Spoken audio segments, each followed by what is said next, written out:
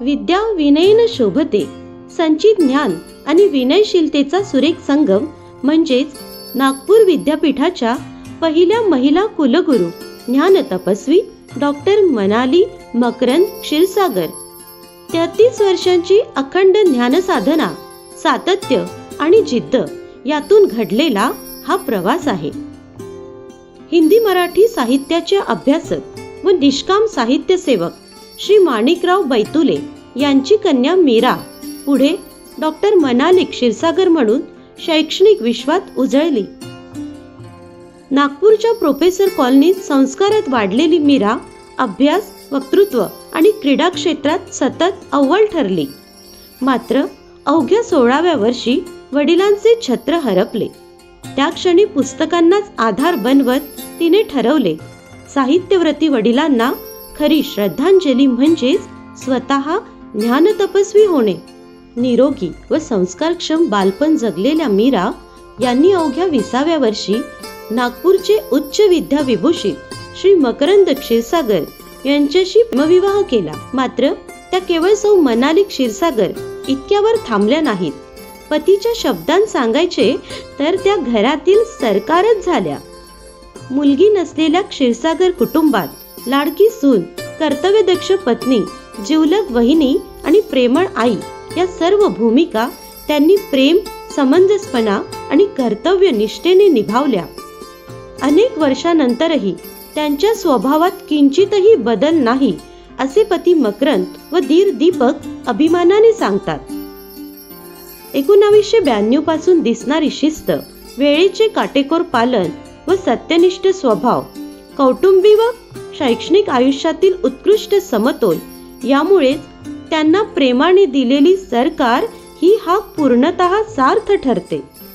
Doctor Manali यांना शिकणे व शिकविण्याची ओढ स्वस्थ बसू देत नव्हती. एकदा शैक्षणिक कामासाठी जात असताना मैत्रिणीच्या स्कूटीवरून झालेल्या गंभीर अपघातात त्यांच्या मणक्याला मोठी दुखापत झाली. आईच्या वेदना पाहून प्रथमेश व अक्षया त्या मैत्रिणीवर रागवले. मात्र मुलांच्या भावना व मैत्रीप्रेम याबाबत डॉक्टर मनाली यांनी कायम समंजस भूमिका घेतली. दुखापतीने नैराश्य आले खरे, परंतु पुस्तकांनीच त्यांना पुन्हा नव्याने उभे केले. नव्या निर्धाराने त्या पुढे चालत राहिल्या. निष्णात प्राध्यापक, कर्तव्यदक्ष प्राचार्य, मेघे ग्रुपमध्ये तांत्रिक व अकॅडमिक सल्लागार, प्रकल्प संचालक अशा अनेक जबाबदाऱ्या त्यांनी यशस्वीपणे पार पाडल्या. राष्ट्रीय व आंतरराष्ट्रीय परिषदांमध्ये त्यांचे संशोधन निबंध अव्वल ठरले. त्या नेहमी म्हणतात, प्रत्येक संस्था सोडताना इतके उत्तम काम करून जायचे की त्या संस्थेला आपला कायम अभिमान वाटला पाहिजे. असे म्हणतात, शिकलेली आई घरादाराला पुढे नेईल.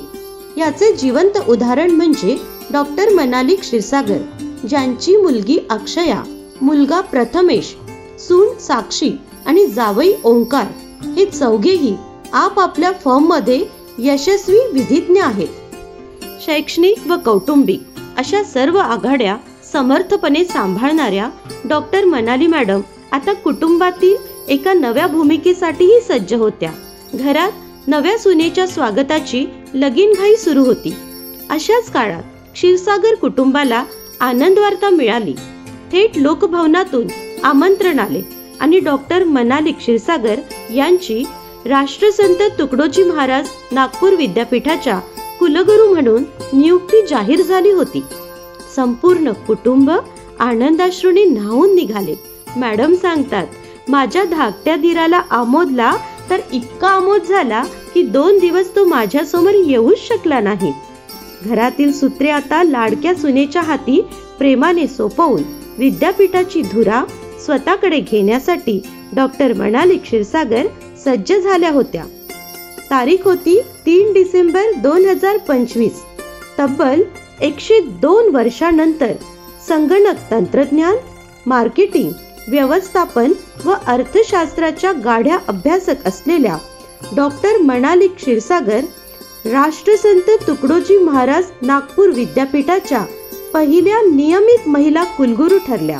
विकसित भारत 2047च्या अनुषंगाने ज्या क्षेत्रात भारत भरारी घेऊ इच्छितं त्या सगळ्या क्षेत्रांमध्ये अतिशय चांगल्या पद्धतीने अभ्यासक्रम सुरू करून आपल्या विद्यार्थ्यांना आपण त्याच्यातनं घडवू शकू, जेणेकरून हा विद्यार्थी वर्गच पुढे जाऊन आपल्या भारताचा जबाबदार नागरिक बनून हे स्वप्न प्रत्यक्षात उतरवू शकेल. मी अनेक व्यासपीठांवरनं हे नेहमी सगळ्यांना आवाहन करत असते की पाश्चिमात्य देश आपलं अनुकरण करून कुटुंब व्यवस्था बळकट करतायत आणि आपण मात्र कुठेतरी तिथपासून भरकटतोय.